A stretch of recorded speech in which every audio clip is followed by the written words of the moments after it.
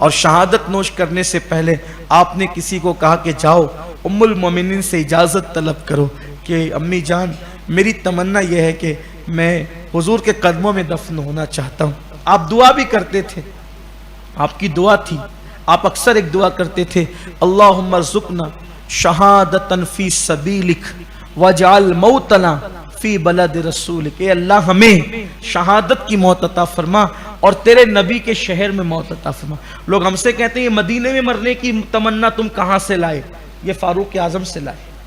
اور فاروق اعظم کو کہاں سے ملی؟ فاروق اعظم کو رسول اللہ سے ملی۔ میرے آقا نے فرمایا اگر تم سے ہو سکے تو مدینے میں مرو۔ آقا نے کیا فرمایا؟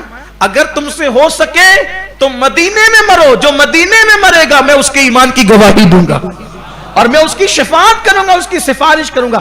بلکہ آقا فرماتے میں اپنی قبر سے اٹھوں گا تو بقی والوں کو ساتھ لے کر کے میں میدان محشر میں جاؤں گا۔ مدینے میں مرنے والا تو جنتی میں دفن ہو رہا ہے نا، اسی لیے میرے امام کہتے ہیں طیبہ میں مر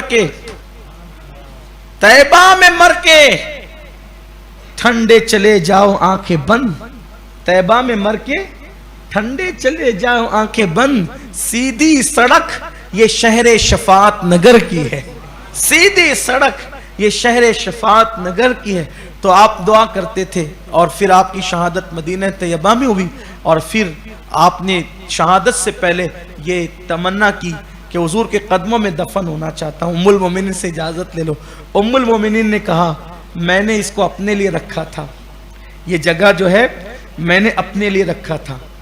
اب یہاں سے یہ بات بھی پتہ چل رہی ہے کہ اگر کسی بزرگ کے قدموں میں دفن ہونے کے لیے کوئی نیت کر کے رکھے کہ میں نے یہاں رہنا ہے تو یہ کوئی بدعت نہیں، بلکہ یہ ام المومنین سیدہ عائشہ صدیقہ کی فکر ہے۔ اس کو میں نے بتایا نہیں تھا کسی کو، لیکن میں نے اپنے لیے رکھا تھا۔ تو ام المومنین نے کہا مگر ٹھیک ہے، اگر ان کی تمنا ہے تو میں اپنی ذات پر ان کی ذات کو ترجیح دیتی ہوں، اجازت دیتی ہوں کہ ان کو کہیں کہ وہ دفن ہو جائیں۔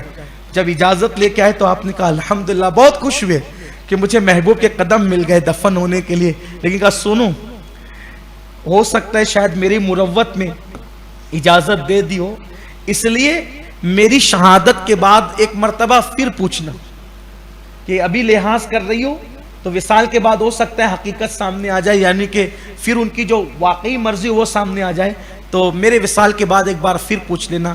لیکن دوبارہ پھر پوچھنے گئے تو سیدہ تھی، وہ بنت صدیق تھی، صدیقہ تھی، ایک بار جو زبان سے نکلا کہا کہ نہیں عمر کو میں اجازت دیتی ہوں، اور پھر فاروق اعظم رضی اللہ تعالیٰ کو بھی جو ہے وہ رسول اللہ کے پہلو میں دفن کر دیا گیا۔ اور اس طرح سے فاروق اعظم کی شہادت کے بعد ہمیشہ کے لیے اسلام سے اتحاد کا دروازہ ٹوٹ گیا، ختم ہو گیا۔